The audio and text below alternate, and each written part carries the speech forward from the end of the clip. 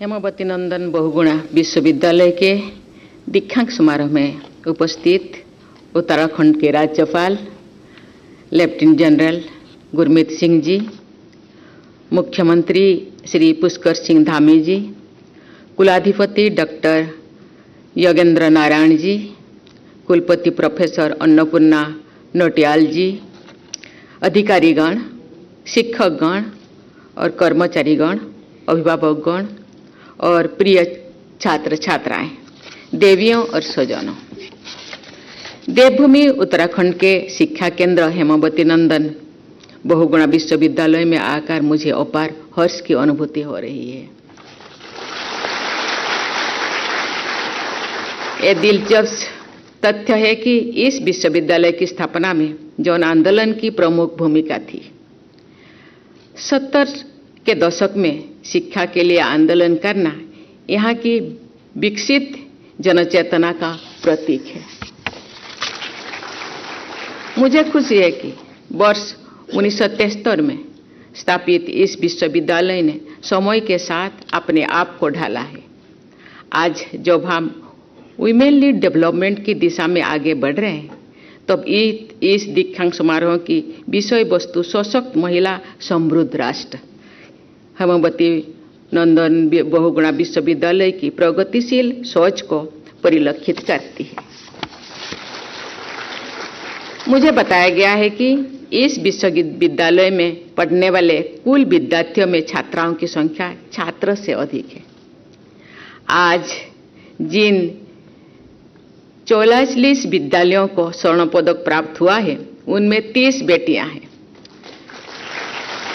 मैं आज डिग्री और पदक प्राप्त करने वाले सभी बेटे और बेटियों की बहुत बहुत हार्दिक बधाई देती हूँ। देवियों और स्वजनों, उत्तराखंड में शिक्षा को जीवन में सदैव महत्वपूर्ण स्थान दिया जाता रहा है। यहाँ के लोगों का शिक्षा से लगाव राज्य की साक्षरता दर से भी परिलक्षित होता है कि राष्ट्रीय औसत से और बेहतर कर रहे हैं। इस क्षेत्र में हिंदी साहित्य को कई बड़ी प्रतिभाएं दी है। सुमित्रा नंदन पंत से लेकर मनोहर श्याम जोशी, शिवानी, हिमांशु जोशी तथा मंगलेश डबलाल तक एक लंबी प्रेरणादायक परंपरा रही है। इस क्षेत्र के जनमानस में देश प्रेम की भावना भी कूट कूट कर भरी है। उत्तर प्रदेश के पहले मुख्यमंत्री और बाद में केंद्रीय गृह मंत्री रहे गोविंद वल्लभ पंत इसी क्षेत्र से थे। हेमावती नंदन बहुगुणा जिनके प्रयासों का प्रतिफल ये विश्वविद्यालय है, अपने समय के एक दिग्गज राजनीतिक थे जो केंद्र में मंत्री भी थे रहे और उत्तर प्रदेश के मुख्यमंत्री भी। भक्त दर्शन जिन्होंने भारत छोड़ो आंदोलन के दौरान बद्रीनाथ मंदिर में राष्ट्रीय ध्वज फहराया था, एक अच्छी शिक्षाविद थे। उत्तर प्रदेश के वर्तमान मुख्यमंत्री योगी आदित्यनाथ भी इसी क्षेत्र में से थे। ये धरती ऐसे अनेक व्यक्तियों की जन्मभूमि रही है, उनमें से कुछ का ही मैंने यहाँ उल्लेख किया है। भारत की आध्यात्मिक और सांस्कृतिक यात्रा में उत्तराखंड का योगदान अतुलनीय है। जीवनदायिनी गंगा और जमुना का उद्गम स्थल यही है। बद्रीनाथ, केदारनाथ और हेमकुंड साहिब जैसे तीर्थ स्थल है। यूनेस्को की इंटेंजिबल कल्चरल हेरिटेज लिस्ट में शामिल कुंभ का भी मेला है। इस क्षेत्र की केंद्राओं और गुफाओं में भारत भूमि के ऋषि मुनियों के तोप का बोल है। यहाँ के वनों में जीवन का मंत्र है। इस राज्य में अनगिनत जल स्रोत निकालकर मैदानों भागों में वनस्पतियों, जीव जंतुओं और मानव को जीवन प्रदान करते हैं। देवियों और स्वजनों, पहाड़ों पर जीवन संघर्षपूर्ण है। अभी पिछले महीने ही 69वें राष्ट्रीय फिल्म पुरस्कार समारोह में पलायन और यहाँ के संघर्षपूर्ण जीवन को दर्शाने वाला सृष्टि लाखेरा द्वारा निर्देशित फिल्म एक था गांव को बेस्ट नॉन फीचर फिल्म का अवार्ड मिला है। मुझे इस बात का संतोष है कि केंद्र और राज्य की सरकारें संतुलित विकास और स्थानीय रोजगार सृजन पर ध्यान दे रहे हैं। उत्तराखंड पर्यावरण की दृष्टि से अति संवेदनशील राज्य है। यहाँ पर मैदानी और तटीय इलाकों की तरह बड़े उद्योग स्थापित करने की अपनी सीमा है। इसीलिए सस्टेनेबल डेवलपमेंट और रिसोर्सेज के ऑप्टिमल यूज के लिए रिसर्च और नई नई इनोवेशंस की आवश्यकता है।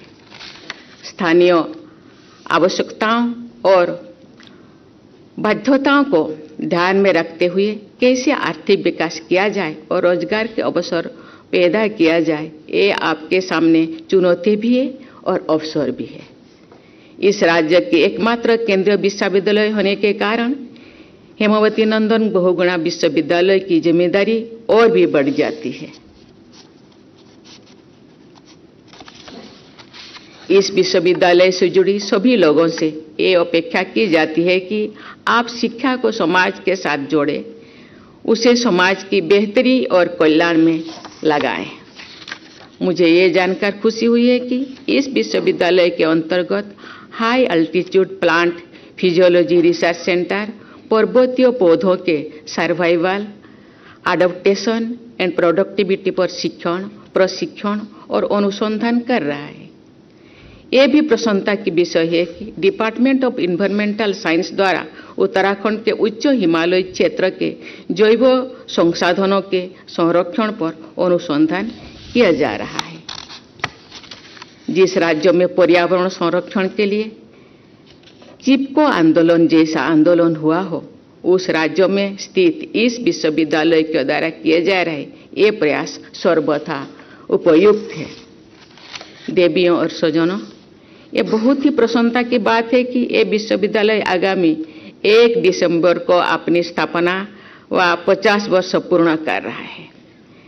इस दुर्गम इलाके में एक सामान्य शुरुआत करते हुए ये विश्वविद्यालय आज अपने 3 कैंपसेस और 11 स्कूल्स के माध्यम से पूरे गढ़वाल में ज्ञान का प्रकाश फैला रहा है। इसके लिए मैं सभी पूर्व और वर्तमान शिक्षकों, प्रशासकों और विद्यार्थियों की सराहना करती हूँ। ये स्वर्णिम यात्रा आप सबके लिए गर्व करने का अवसर है, लेकिन साथ ही भविष्य की रूपरेखा तय करने का अवसर भी है। आप वर्तमान और भविष्य की स्थानीय और वैश्विक चुनौतियों का सामना कैसे करेंगे, इसके लिए योजना तैयार करने और उसे सफल बनाने का संकल्प लेने का ये उचित अवसर भी है। प्यारे विद्यार्थियों, आज का दिन आपके जीवन में बहुत ही महत्वपूर्ण स्थान रखता है। मुझे विश्वास है कि यहाँ अर्जित ज्ञान के बल पर आप सफलता की ऊंचाई को छुएंगे। इस अवसर पर मैं आप लोगों की 3 सलाह देना चाहती हूँ। आप लोगों को पहला, आप अपने जोड़ों को ना भूलें, चाहे वो आपके दोस्त परिजन हो या स्कूल कॉलेज के दोस्त। दूसरा, अपने नैतिक मूल्यों से जैसे सच्चाई, ईमानदारी और निष्पक्षता से कभी समझौता ना करें। तीसरा, आपने जो भी शिक्षा प्राप्त की है उसमें समाज का भी अहम योगदान है, इसीलिए आप विकास यात्रा में पीछे छूटे हुए लोगों की भरसक मदद करें। मैं महान कवि सुमित्रा नंदन पंत द्वारा लिखित चंद पंक्तियों के साथ अपनी वाणी को विराम देती हूँ। वो लिखे हैं, साहस, दृढ़ संकल्प, शक्ति, श्रम, नवयुग जीवन का रच उपक्रम, नव आशा से, नव आस्था से नई भविष्यत स्वप्न सजाएं। धन्यवाद। जय हिंद, जय भारत। ये सीधा प्रसारण आप उत्तराखंड के श्रीनगर से देख रहे थे, जहां पर राष्ट्रपति द्रौपदी मुर्मू ने हेमवती नंदन बहुगुणा गढ़वाल विश्वविद्यालय में दीक्षांत समारोह को मुख्य अतिथि के तौर पर संबोधित किया।